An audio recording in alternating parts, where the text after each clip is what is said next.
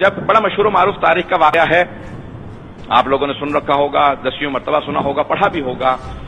اور نادر شاہ درانی کا جو واقعہ بادشاہ تھا، افشاری بھی کہا جاتا ہے ایران کے اندر، جو مشہد مقدس میں جس کی قبر ہے. بادشاہ تھا جس نے برصغیر پہ حملہ، ہندوستان پہ حملہ کیا تھا اور تخت طاؤس وغیرہ سب کچھ لے کے گیا. وہ مانتا نہیں تھا کسی بھی چیز کو، اہل بیت کو نہیں مانتا تھا.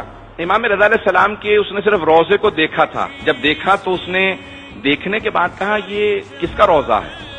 تو لوگوں نے کہا کہ یہ آل محمد میں سے ہیں، ان کا نام علی ہے، ان کے والد کا نام موسیٰ ہے اور ان کا لقب الرضا ہے. کہا کہ صرف روضے کو دیکھ رہا ہوں تو ہیبت طاری ہو رہی ہے،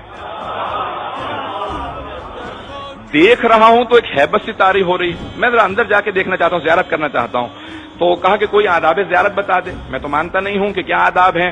کچھ علماء نے کہا کہ بھی آپ غسل زیارت کریں اور زیارت پڑھیں، اذن دخول پڑھیں، پھر اندر جائیں. تو ٹھیک ہے، اندر آیا، ذریعے پہ دیکھا. کہا کہ واقعا آج پہلی مرتبہ محسوس ہوا کہ اس امت کے اندر آل محمد کا کوئی مقابلہ نہیں ہے. یہ آل محمد ہیں. لیکن اس نے ذریعے پہ ہاتھ رکھنے کے بعد ایک جملہ کہا کہ اے علی بن موسیٰ رضا، کوئی امکان نہیں ہے کہ میں ہندوستان جیسے ملک کو فتح کر پاؤں. بہت بڑا ملک ہے، بہت بڑی طاقت ہے، لیکن اگر جیت گیا تو جو کچھ لاؤں گا آپ کی بارگاہ میں ہدیہ کر جاؤں گا. آج تک امام کے خزانے میں تخت طاؤس اور نہ جانے کیا کچھ جواہرات موجود ہیں، سب کے سب نادر شاہ نے امام کی بارگاہ کے اندر پیش کیے تھے.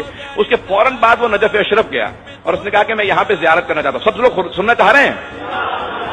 جب وہ نجف اشرف پہنچا تو اس نے فوراً سوال کیا، اپنے گھوڑے پہ سوار تھا، کہ میں گھوڑے پہ سوار جاؤں زیارت کے لیے یا میں گھوڑے سے اتر جاؤں؟ تو اب کچھ لوگ مولا کے چاہنے والے تھے، کچھ میں نے کچھ نہیں کہا ہے، تو کچھ چاہنے والے تھے. بہرحال انہوں نے کہا کہ نہیں آپ گھوڑے سے اتر جائیں، کچھ نے کہا کہ نہیں آپ گھوڑے پہ سوار جائیں.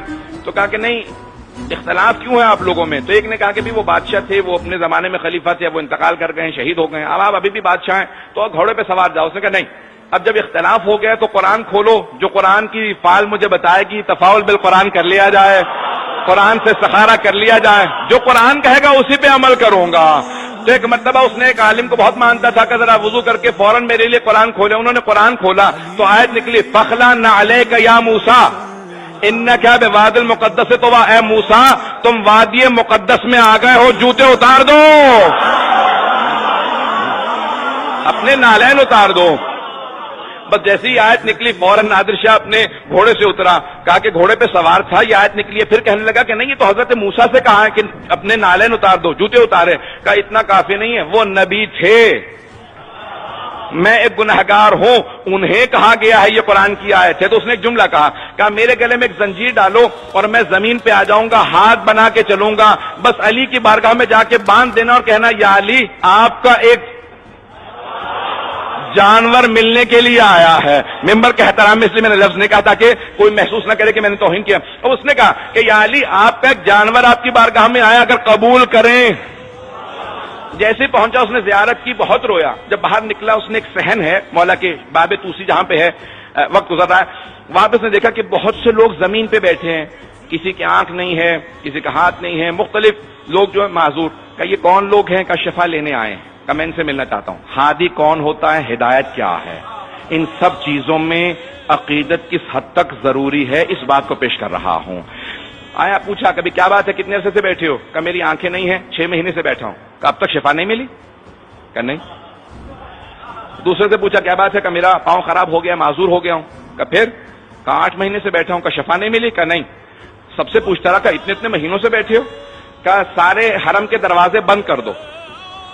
غور سے سنیے گا. کہ حرم کے سارے دروازے بند کر دو. اور اس نے کھڑے ہو کے اعلان کیا کہ کل صبح فجر تک کا وقت دے رہا ہوں، جو شفا پا جائے گا گھر چلا جائے، اور جسے شفا نہ ملی میں اپنی تلوار سے اس کی گردن کاٹ دوں گا.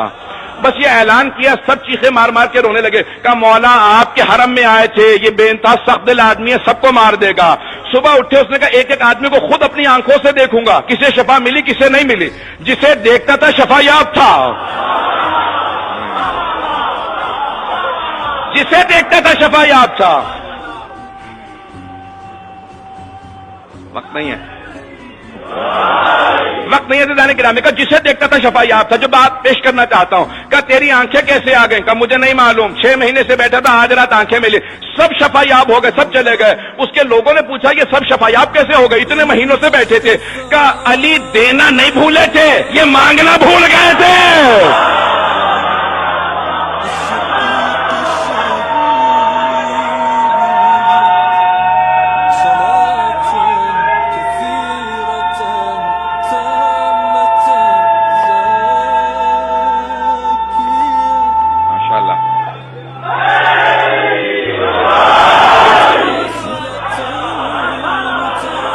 علی دینا نہیں بھولے تھے, یہ مانگنا بھول گئے تھے. میں نے ایک رات میں سمجھا دیا, جب جان پہ بنتی ہے تو مانگنا آ جاتا ہے. کہ جب جان پہ بنی تو ہر ایک مانگنا سیکھ گیا.